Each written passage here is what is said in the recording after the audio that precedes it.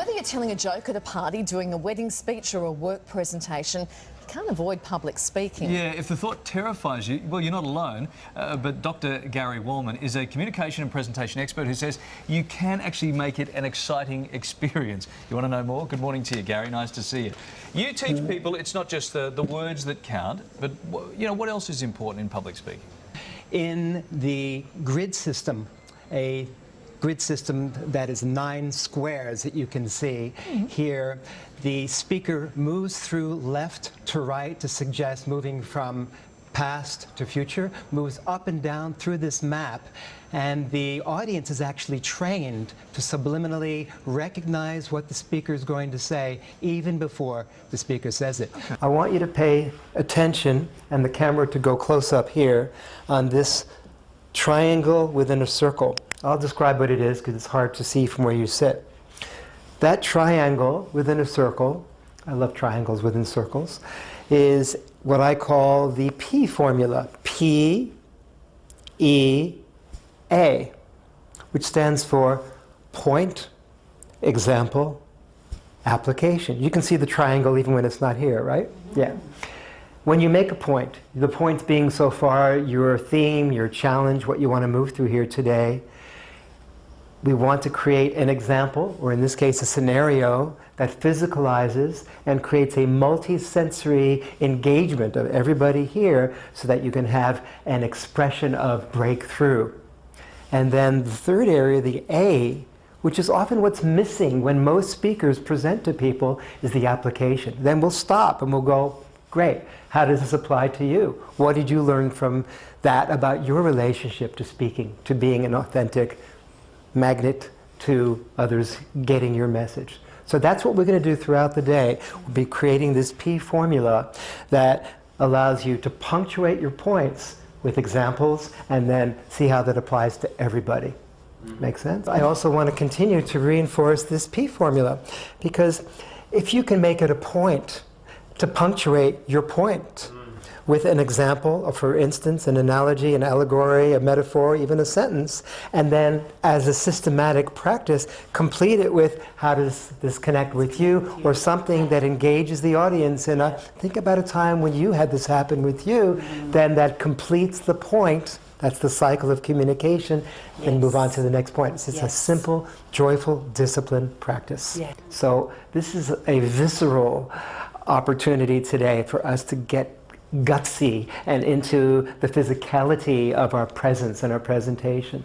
Part of my objective, part of my goal with each and every one of you is that you leave here today with increased perception and expression. So you take this body as the chief instrument of communication, and when you take it with you, you have far more abilities to be able to perceive and express through it than you've ever had before. That's my promise to each and every one of you. Or in any stage of your life, when you continue to bring out those same gestures, just like moving through this grid system, you're training the audience to recognize the tonality of your zonality, if there were such a word, to be able to recognize your internal intention before you even say a word. Am I making sense? Yes. It makes a lot of sense, doesn't it? Why is body movement so important to communication? Imagine me speaking with my hands behind my back. You might think I'm holding something back. My sense about the body and our body wisdom is that when we are able to show what we're telling, the audience gets our communication on many more levels of meaning and is able to act on our message. Some of the most important visual clues that a person can give are with the fingers, the hands, the arms.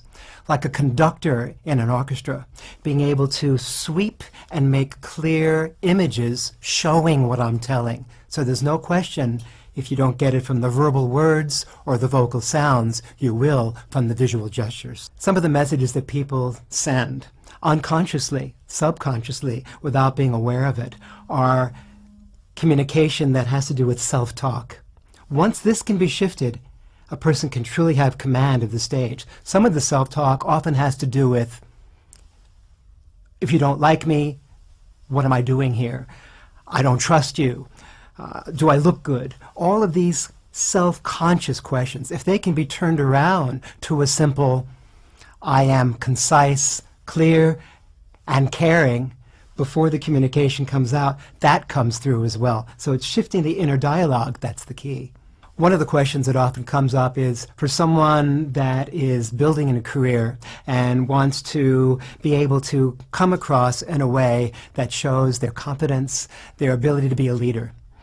One of the things that they can do in terms of body language is to find that matching between the visual gesture, the vocal sounds, and the verbal words in such a way as to isolate 3 key words that would identify their strengths before they say anything. My sense is we all have a tremendous body wisdom, and we're able to say, for example, I'm confident, I'm creative, and I'm caring. Look what I just did. Each of those gestures had a different gesture that matched a different word. Now, those are the gestures I use all the time.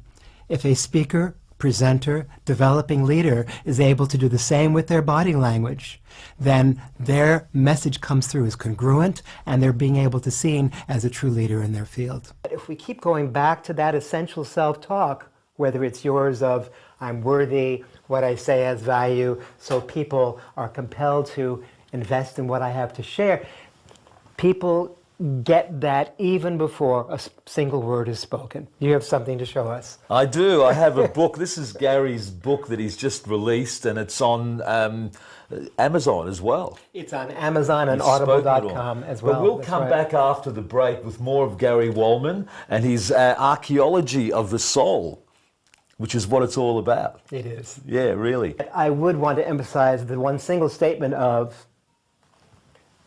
I'm showing what I'm telling. And if you can be showing what you're telling, so the visual gestures and the vocal sounds match the verbal communication, then you're onto a congruence and a connection that is far beyond what the words can say. That's right. And it's been a real pleasure to have you on the show. Great to be with you. Thank you very much. We're old friends, but I had to have you on because you really are an inspiration. Thank you. Very much so, and I think that's really important. That's what the Schtick's all about, is getting people who are making a difference and who have got a passion and can do something to change the world to make it a better place. And Gary Wollman is one of those people.